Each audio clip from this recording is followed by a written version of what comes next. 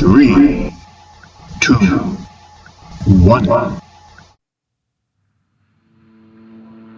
Lebanon's Bekaa Valley is a place that feels ancient, a landscape steeped in thousands of years of human history. Tucked away in this fertile expanse, you'll find the ruins of Baalbek, a site that defies easy explanation. When you arrive, you're not just walking into an old city. You're stepping into a puzzle that has stumped historians and engineers for centuries. The air here feels different, charged with the weight of ages and unanswered questions. It's a place that immediately makes you feel small, not just because of the scale of what's around you, but because of the sheer ambition it represents. This isn't your average collection of Roman temples. This is something else entirely. The main attraction at Baalbek is a massive temple complex, originally dedicated to Jupiter, Venus, and Bacchus. These Roman structures are magnificent in their own right, with towering columns that scrape the sky and intricate carvings that whisper tales of forgotten gods. But beneath this Roman layer lies an even greater mystery. The very foundation of the Temple of Jupiter, known as the Trilithon, is built with 3 of the largest stone blocks ever moved in human history. Each one weighs an estimated 800 tons. Standing before them, your mind struggles to comprehend the logistics. How did an ancient civilization without the aid of modern machinery quarry, transport, and lift these behemoths into place with such precision? This is where our journey truly begins, not at the temples themselves, but a short distance away in a limestone quarry. It's here that we find the key to understanding the sheer scale of the ambition at Baalbek. Lying in the earth, as if it were just cut yesterday, is a stone that was destined for the temple platform but never made it. This single, monolithic block is known by many names, but the most famous is the Hajar al-Hibla, or the Stone of the Pregnant Woman. It is a silent testament to a project of almost unimaginable size, a mystery left abandoned for us to find thousands of years later.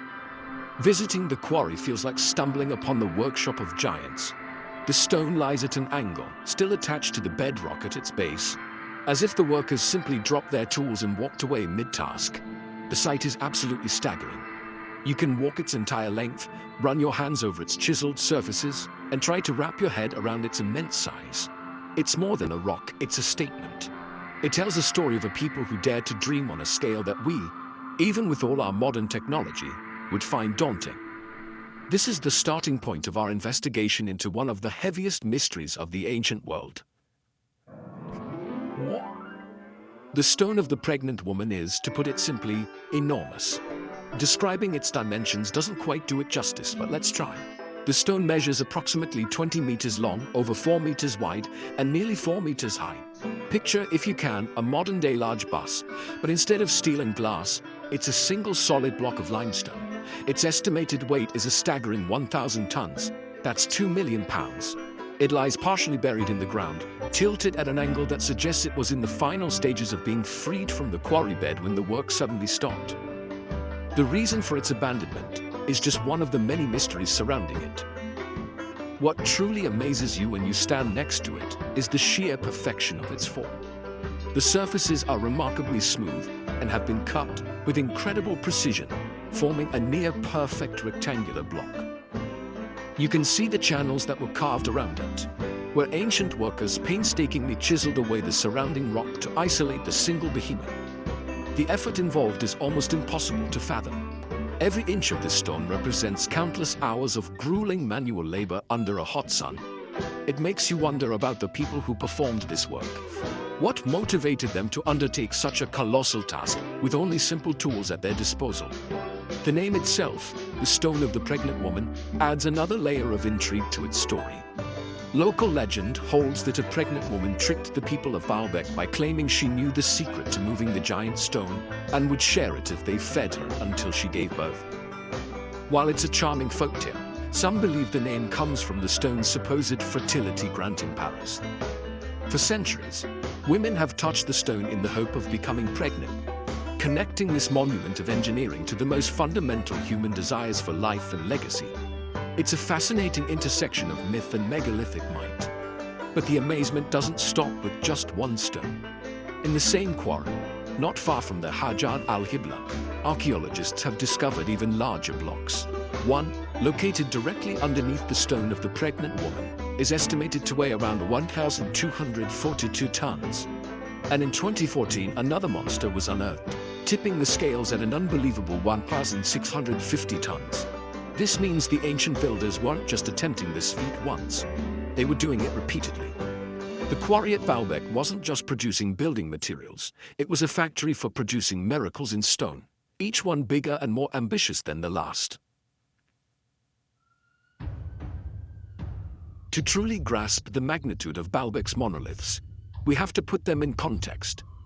The ancient world is filled with incredible stone structures that leave us in awe. Think of the Great Pyramid of Giza in Egypt. Its construction is a marvel, but the average stone block used weighs about 2.5 tons. The largest granite blocks in the King's Chamber are around 80 tons. These are incredibly heavy, requiring immense skill to move and place. Yet, the smallest of the main monoliths at Baalbek, the Trilithon blocks, are 10 times heavier than the largest stones in the Great Pyramid. It's a difference in scale that is difficult to overstate. Let's travel to another famous site, Stonehenge in England. The massive Sarsen stones that form the iconic circle are giants in their own right. The largest of these, the heel stone, weighs around 30 tons, while the biggest Trilithon lintels are about 25 tons.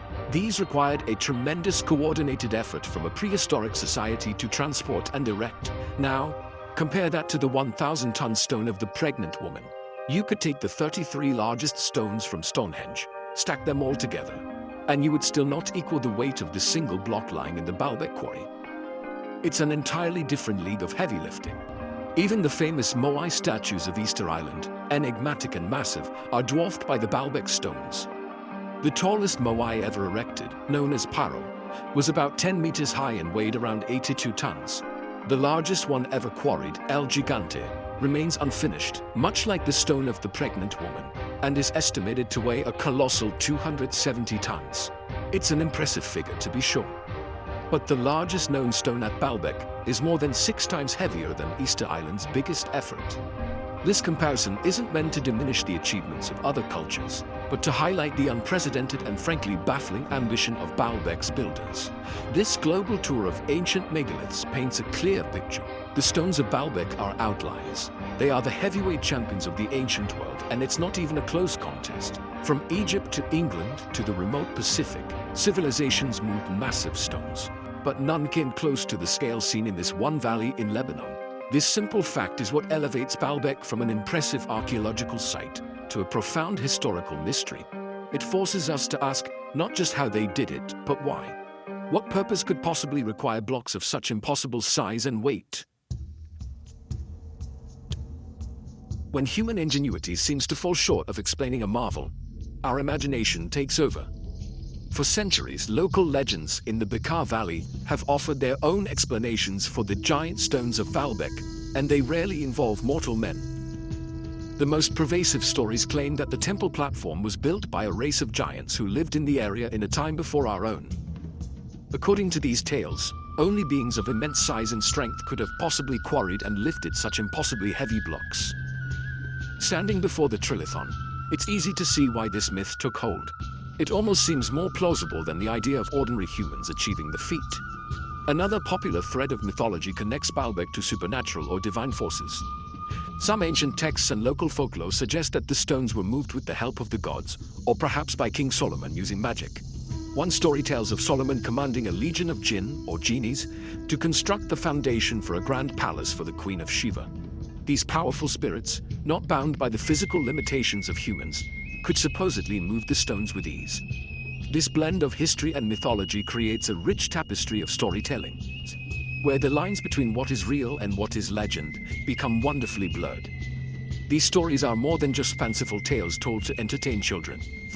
They represent a collective attempt by generations of people to make sense of something that defies their understanding of the world. Before the age of modern archaeology and engineering analysis, what other explanation could there be? When you look at a 1,000-ton stone, perfectly cut, lying in a quarry, the idea of magic or giants doesn't seem so far-fetched. The myths are a form of explanation, a way of honoring the sheer impossibility of the site by attributing it to forces beyond our own. They are a testament to the enduring power of Baalbek to inspire awe. Interestingly, these myths persist even today, woven into the fabric of the local culture. Tour guides will often share these legends alongside the historical facts, acknowledging that the mystery is a huge part of Baalbek's identity.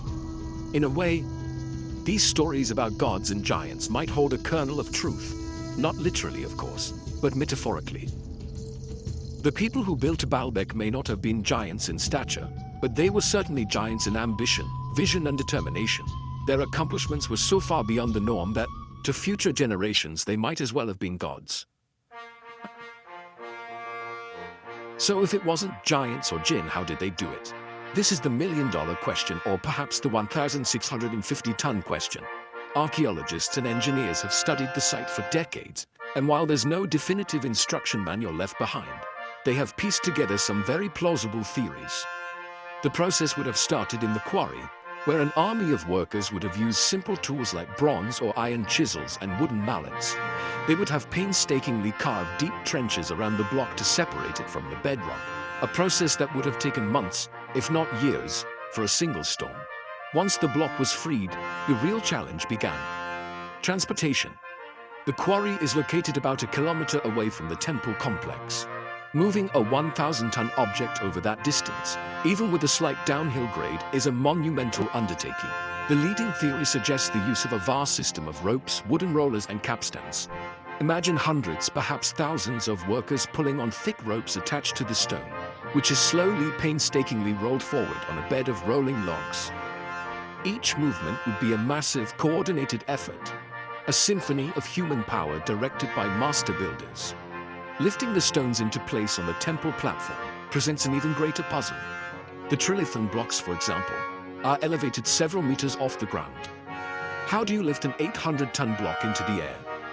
One theory proposes the construction of enormous earthen ramps, allowing the workers to drag the stones up to the desired height. Another, more complex theory involves a sophisticated system of massive wooden cranes and lifting towers, using compound pulleys and counterweights to slowly hoist the stones. Evidence of such complex machinery hasn't been found, but their absence doesn't mean they didn't exist, as the wood would have disintegrated long ago. What all these scientific theories have in common is the need for two key ingredients: an incredible understanding of physics and mechanics and a massive, highly organized labor force. This wasn't a brute force operation. It was a highly sophisticated engineering project managed by brilliant minds. It required meticulous planning, precise calculations, and the ability to command and coordinate the efforts of thousands of people. The builders of Baalbek were not just strong, they were incredibly smart. They were masters of leverage, friction, and logistics, pushing the boundaries of what was possible with the technology of their time. The mainstream historical consensus attributes the entire Baalbek temple complex, including the megalithic foundations, to the Romans. The Romans were, after all, master builders, and they dedicated the site to their god Jupiter around the 1st century AD.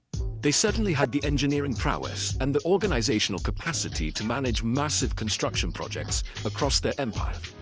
Proponents of this theory point to the fact that the temples built atop the foundation are clearly Roman in style, and that the Romans had a known presence in the region for centuries. From this perspective, Baalbek is simply the grandest of all Roman provincial temples.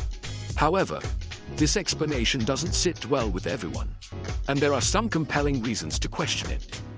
A number of researchers and alternative historians argue that the megalithic foundation is far older than the Roman temples built on top of it. They point to the stark difference in style and scale between the massive, unadorned foundation stones and the more ornate, smaller blocks of the Roman structures above. It looks to some like two different construction phases built by two entirely different cultures. Why would the Romans build such an absurdly oversized foundation for their temple, a feat they never replicated anywhere else in their vast empire? This alternative theory suggests that the Romans found the platform already in place, built by a much earlier, unknown civilization. Perhaps it was the Phoenicians, who were known to be in the region, or maybe a culture so ancient that its name has been lost to time. According to this view, the Romans recognized the sanctity of the location, a tell or sacred mound that had been in use for millennia, and simply built their own temple on the existing ancient foundation. This would explain why the foundation seems so out of proportion with the temple it supports, and why the style is so different. The debate remains one of the most contentious in archaeology. There is no definitive evidence, No inscription claiming ownership. No clear dating of the stones themselves. To settle the matter once and for all, both sides have valid points. The Romans had the engineering know-how, but the project was completely out of character for them. The idea of a lost civilization is tantalizing, but it lacks concrete archaeological proof. This uncertainty is a core part of Baalbek's mystery. We are left staring at a foundation that is either the pinnacle of Roman ambition or the last remnant of a forgotten world. There is something uniquely captivating about an unfinished masterpiece. Whether it's a symphony with a missing movement or a painting left incomplete, the unfinished work invites us to participate in its story. We are left to wonder what the final creation would have looked like and, more poignantly, why it was never completed. The Stone of the Pregnant Woman is perhaps the greatest unfinished masterpiece of the ancient world. It's not a ruin worn down by time, it's a project that was stopped in its tracks. This sense of sudden abandonment is what makes it so haunting and so compelling. Standing beside the stone, you can almost hear the echoes of the past, the clang of hammers against chisels, the shouts of foremen, the groaning of ropes, and then silence. What happened? Was it a war that brought the work to a halt? Did an earthquake strike, convincing the builders that the project was cursed? Or was it something more mundane, like the death of a visionary emperor or a simple lack of funds? The stone offers no answers. It just lies there, a giant question mark carved out of the earth, forcing us to fill in the blanks with our own imagination. This inherent mystery is why Baalbek continues to fascinate us. It's not just a place of ancient history, it's a place that challenges our assumptions about the past. It reminds us that our ancestors were not primitive people living simple lives. They were capable of conceiving and executing projects of such breathtaking scale that they defy our modern comprehension. The stones of Baalbek are a monument to human ambition, a declaration that even with the simplest of tools, the human spirit can aspire to move mountains, or in this case, a 1,650-ton block of limestone. In the end, the Stone of the Pregnant Woman teaches us a valuable lesson about both the potential and the limits of human endeavor. It shows us that we are capable of incredible things, of working together to achieve the seemingly impossible. But it also reminds us that even the grandest of plans can be left unfinished, subject to the whims of fate, war, and time. It is this combination of awe-inspiring achievement and unresolved mystery that makes Baalbek an eternal destination. It is a place that doesn't just give you answers about the past. It leaves you with bigger, better, and more profound questions.